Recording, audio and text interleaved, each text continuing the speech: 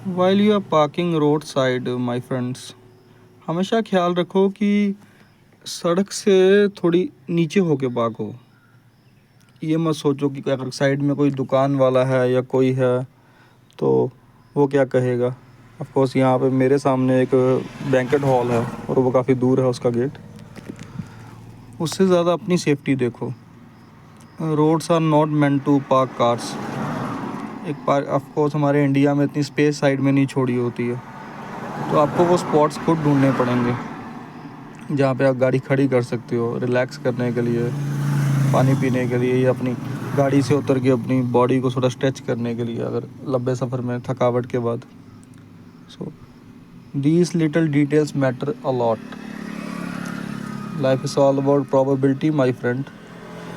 अगर आप safe zone में खुद को रखना सीख जाओ तो आपके एक्सीडेंट होने की प्रोबेबिलिटी कम हो जाती है, लाइफ स्पैन एक्सपेंड होने की प्रोबेबिलिटी उससे बढ़ जाती है।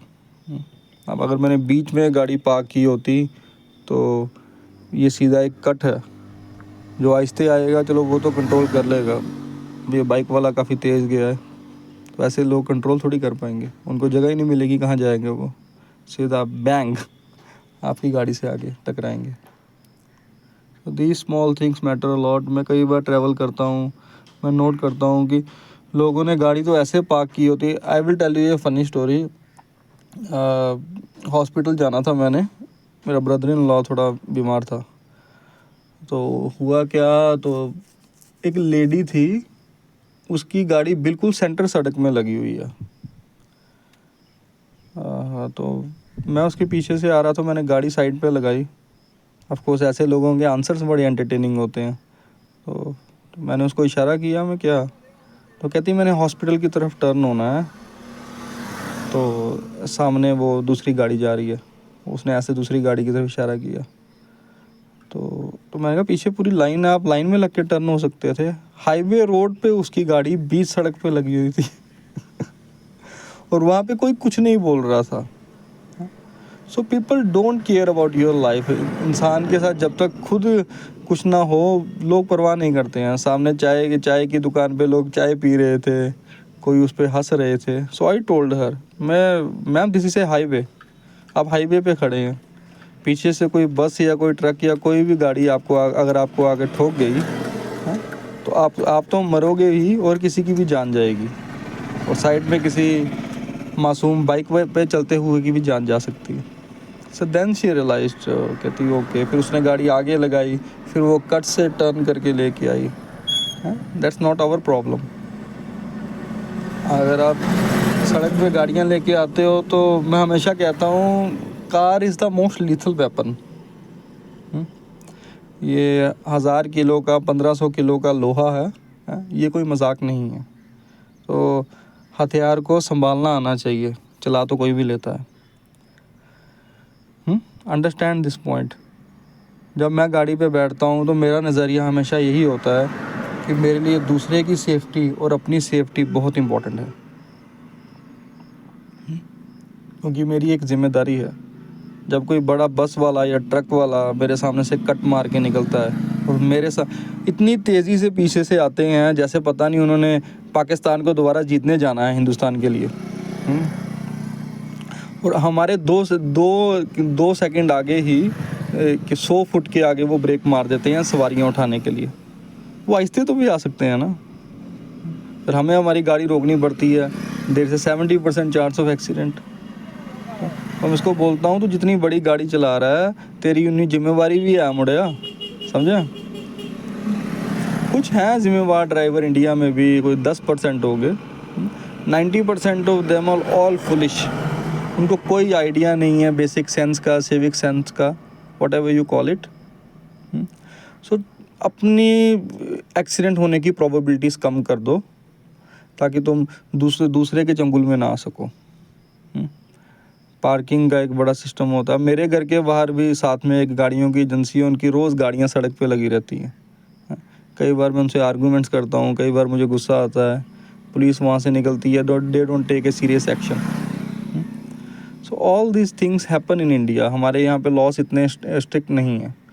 कानून बना तो था, उसका इम्प्लीमेंटेशन के लिए ना लोगों में साहस था, ना कानून वालों में। So keep your self in a safe zone. अब 100 करोड़ की आबादी है, 140 करोड़ की आबादी है, तुम कितनों को चेंज कर दोगे?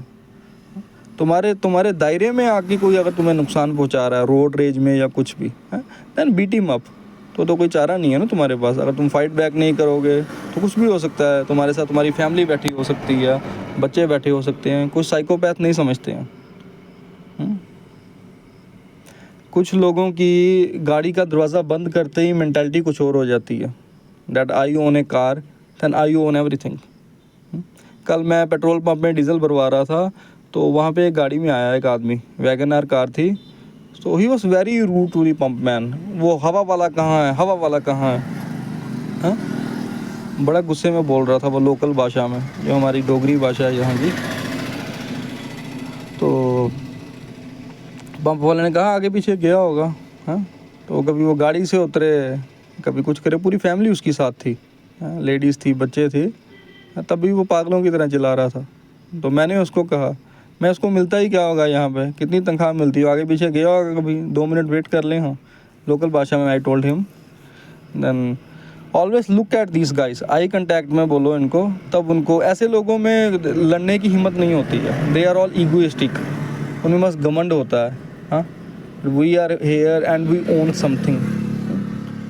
दे have to prove this things to themself, to their family and to their ego, कि हम यहाँ पे हैं और हम यहाँ पे अपने तरीके से कुछ भी कर सकते हैं। Be respectful, always be respectful to people who are engaging your life.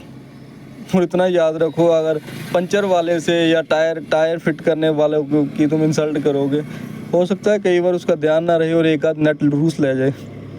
जो लोग तुम्हारी ज़िंदगी चलाते हैं, उन लोगों से पंगा मत लो भैया। कोई पता नहीं तुम्हारी बात किसको कहाँ हर्ट कर जाए।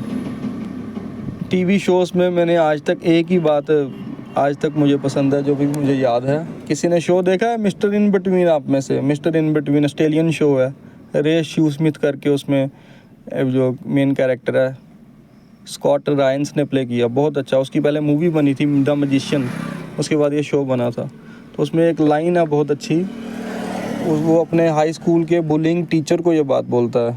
पहले टीचर उसको बोलता है कि अगर तू इतनी पुरानी बातें अभी तक अपने दिल में रखेगा तो it can be very tough. If you hold on to that kind of shit for so much long, it can be very rough. तो आगे से रे उसको जवाब कहता है, that's what people do mate, they hold on to shit, so you should be careful how to treat them. इंसान अपने बुरे एक्सपीरियंस कभी नहीं भूलता है। आपने किसी को बिना मतलब गाली दी है, बिना मतलब पीटा है, या कुछ भी किया है, या बिना मतलब उसको ऑफेंड किया है, दिस नो पेरेंट रीज़न ना, उसने तुम्हारा कुछ नहीं बिगाड़ा है, तो तुमने कैसे किया? So you should be careful how to treat people, नहीं तो वो पे बैक तुम पे आता है। ऐसे लोगों को इमीडिएटली शट डाउन करना सीखो, और ज़्यादा आर्गूमेंट मत करो। 1-2 लाइन में इनको शट डाउन कर दो, ज़्यादा इन पे चिल्लाने की ज़रूरत नहीं। उनको पता होना चाहिए अगर ज़्यादा बकवास करेंगे तो अभी चांटा आने वाला है। If law and ministers and the government is helping in making India good, we should make it good. This is our country. Okay friends, next video में मिलेंगे। Be safe out on that road. हाँ, okay.